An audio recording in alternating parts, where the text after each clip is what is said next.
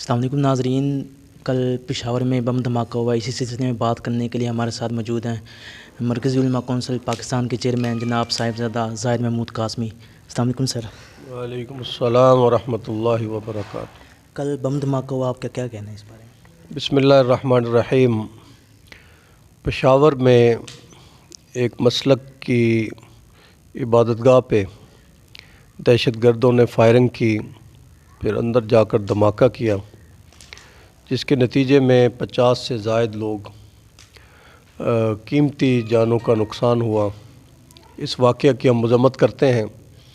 مرکزی علماء کونسل اس ملک سے دہشت گردی، فرقہ واریت، انتہا پسندی، اس کے خاتمے کے لیے روز اول سے اپنا کردار ادا کر رہی ہے، اور اس واقعے کی ہم مذمت کرتے ہیں اور حکومت سے مطالبہ کرتے ہیں جو بھی اس واقعہ کے اندر ملوث ہیں ان کو گرفتار کیا جائے اور سخت سے سخت سزا دی جائے۔